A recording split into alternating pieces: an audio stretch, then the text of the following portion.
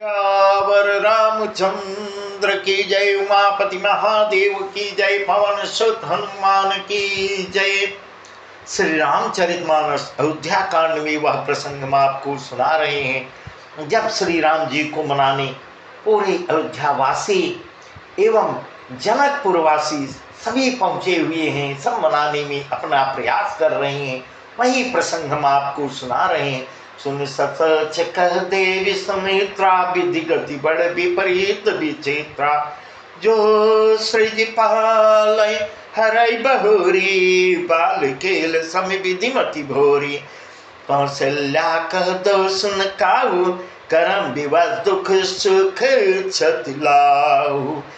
करिन कठिन करम गति जान विधाता, जो शुभ या शुभ सकल फलदाता। सुनकर देवी सुमित्रा जी शोक के साथ कहने लगती हैं। सुमित्रा जी, थोड़ा विधाता की चाल बड़ी ही विपरीत है और विचित्र है, जो सृष्टि को उत्पन्न करके पालता है और फिर नष्ट कर डालता है। इस प्रकार सुमित्रा जी कह रही हैं। विधाता की बुद्धि बालकों के खेल के समान भोली विवेक शून्य है।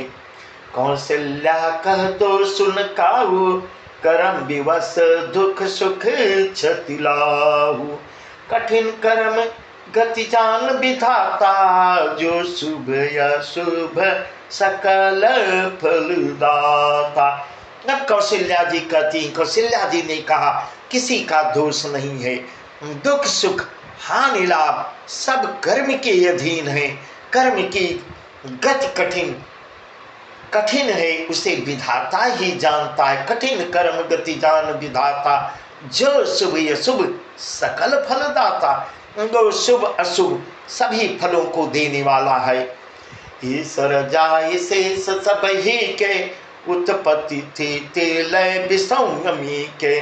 देवी मोह बस सोची वादी, विधि प्रपंच वस अचल यनादि। भूपति जी अब मरब उरयानी, सोची सके लख निज हित हानि। ये मातु कह सत्य सुमानी, सुकृति अवधि अवधपति रानी। ईश्वर की आज्ञा सभी के सिर पर है। उत्पत्ति स्थिति पालन और लय संहार तथा अमृत और विष के भी सिर पर हैं। ये सब भी उसी के अधीन हैं। हे देवी, मोह बस सोच करना व्यर्थ है। देवी मोह बस सोची बादी, विधि प्रपंच बस अचल अनादि। विधाता का प्रपंच ऐसा ही अचल और अनादि है। भूपति जी अब मरब उरयानी, सोची सखे लख निज हित हानि। ये मातु का सत्य सुबानी, सुकृति अवधि अवधपति रानी। महाराज के मरने और जीने की बात को हृदय में याद करके जो चिंता करती है, वह तो हे सखी हम अपने ही हित की हानि देखकर स्वार्थवश करती हैं। सीता जी की माता ने कहा, आपका कथन सत्य उत्तम और सत्य है। आप पुण्यात्माओं के लिए के सीमा रूप अवधपति महाराज दशरथ की ही तो रानी हैं, फिर भला ऐसा क्यों न कहेंगी। लखन राम से जाहु बन, भल परिणाम न पोत। गहबरी ही कह कौशला, मोहि भरत कर सोत। गहबरी करी ही कौशला, मोहि भरत कर सोच। कौशल्या जी ने दुख भरे हृदय से कहा, श्री राम लक्ष्मण और सीता वन में जाएं, इसका मुझे परवाह नहीं है। इसका परिणाम तो अच्छा ही होगा। ऐसा माँ कौशल्या कह रही हैं। अच्छा ही होगा, बुरा नहीं होगा। मुझे तो भरत की चिंता लगी रहती है, जो भरत जी बिना वन के ही वन में पड़े हुए हैं।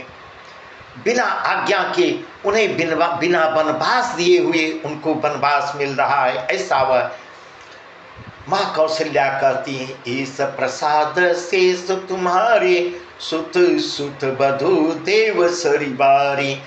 राम शपथ मैं कीन काऊ, सो करी कहूँ सखी सती भाऊ।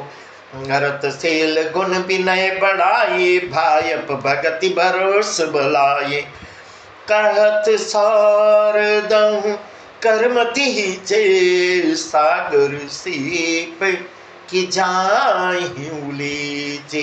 ईश्वर के अनुग्रह और आपके आशीर्वाद से मेरे चारों पुत्र और चारों बहुए गंगा जी के जल के समान पवित्र हैं, ऐसा मां कौशल्या कह रही है। हे सखी, मैंने कभी श्री राम की सौगंध नहीं की, सो आज श्री राम की शपथ खा के मैं कहती हूँ, सत्य भाव से कहती हूँ। भरत शील गुण विनय बढ़ाई, भायप भगति भरोस भलाई। भरत के शील गुण नम्रता बड़प्पन भाईपन भक्ति भरोसे और अच्छेपन का वर्णन करने में सरस्वती जी की बुद्धि भी हिचकती है, ऐसा मां कौशल्या कह रही है। कहत सारदहु करमति हीचे, सागर सेप की जाई उलीचे। सरस्वती की बुद्धि भी हिचकती है, सीप के कहीं समुद्र, सीप से कहीं समुद्र उलीचे जा सकती हैं, ऐसा मां कौशल्या कह रही। जानौ सदा भरत कुल दीपा, जानौ सदा भरत कुल दीपा, बार बार मोई कहो महीपा। कसे कनकु मनि पारिख पाए, पुरुष परखी हैं समय सुभाए। अंचित याद कहब यस मोरा, शोक स्नेह सयान पुथोरा।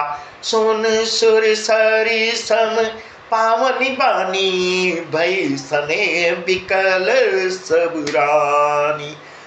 इस प्रकार मां कौशल्या कह रही है, मैं भरत को सदा कुल का दीपक जानती हूँ।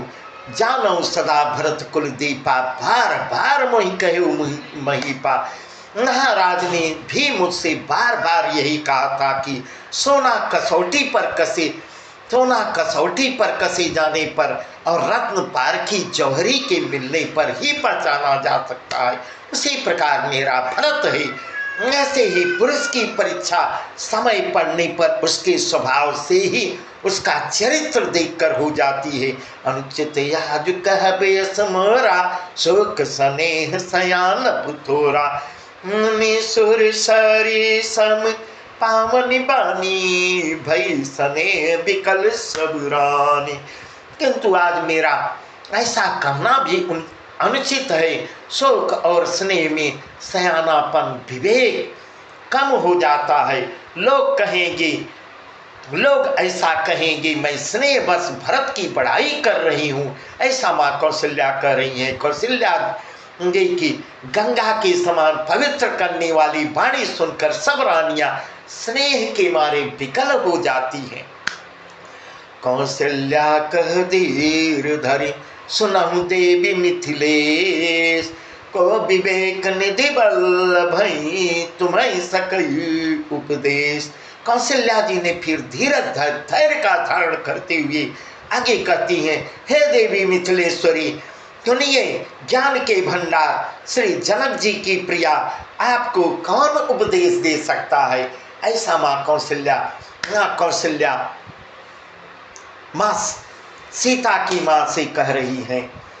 इस प्रकार रामी राय सन अवसर पाए, अपनी भांति कहब समझाए। रखी है लखनु भरतु गम नहीं बन, जो यह मत माने महीप मन। भल जतन करब सुविचारी, मोरे सोच भरत कर भारी। गोड़ स्नेह भरत मन माही, रहे नीक मोहि लाग तुनाही। हे रानी, इस प्रकार माँ कौशल्या कह रही है, हे रानी, रानी राय सन अवसर पाई, अपनी भांति कहब समझाई।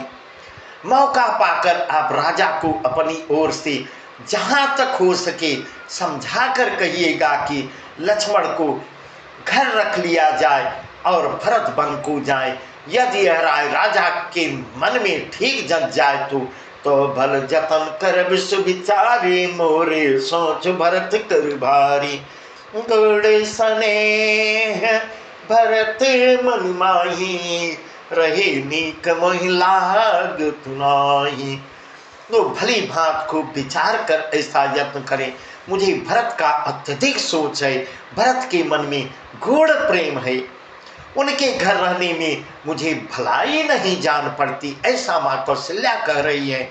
यह डर लगता है कि उनके प्राणों को कोई भय न हो जाए, उनके प्राण संकट में पड़ सकते हैं, ऐसा माँ कौशल्या कहती है कि लक्ष्मण की जगह लक्ष्मण को वापस करके भरत को वन भेज दिया जाए, तो भरत का हृदय प्रभु श्री राम के साथ रहेंगे तो प्रसन्न रहेंगे। लक्ष्य भाव सुन सरल सुबानी, सब भई मगन करुण रस रानी। नभ प्रसून झर धन्य धन्य धुन, शिथिल सने सिद्ध जोगी मुन। सबुर निवास बिथक लखि रहु, तब धरि धीर सुमित्रा कहु। देवी दंड जुग जामिनी बीती, राम मातु सुन उठी सप्रीति।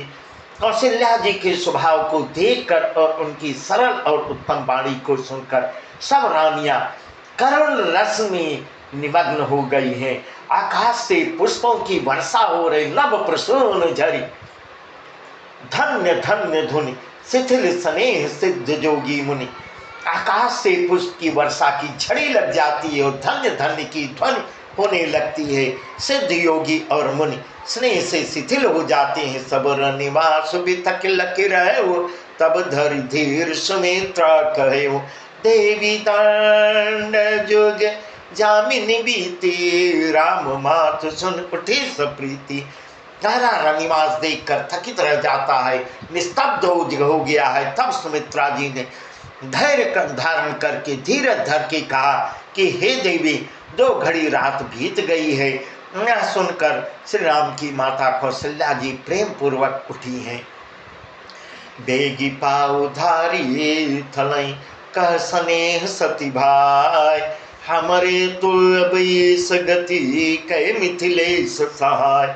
और प्रेम सहित सद्भाव से कौशल्या जी बोलती हैं, अब आप शीघ्र डेरे को पधारिए। इस प्रकार मिथिलेश्वरी को कहती हैं कि हे मिथिला नरेश की रानी, आप शीघ्र अपने डेरे को पधारिए।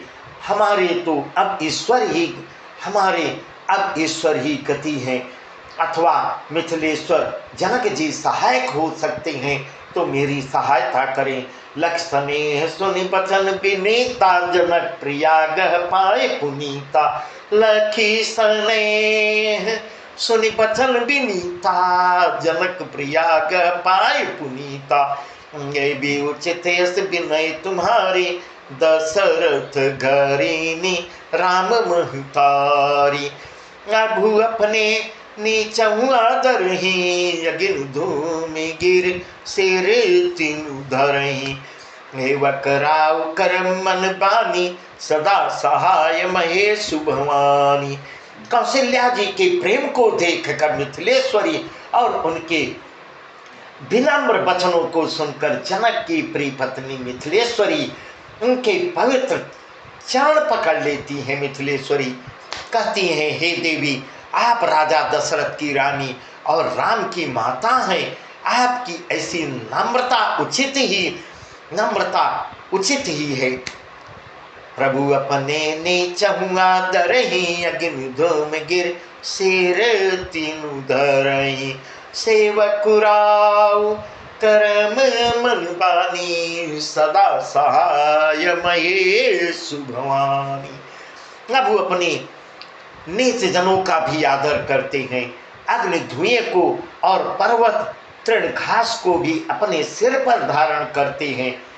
हे रानी, हमारे राजा तो कर्म मन और वाणी से आपके सेवक ही हैं, ऐसा मिथिलेश्वरी कहती हैं। और सदा सहायक तो श्री महादेव पार्वती जी हैं। सेवक राव करम मन बानी, सदा सहाय महेश भवानी। रौरे अंग जोग जग को है, दीप सहायक कि दिन कर सोहे।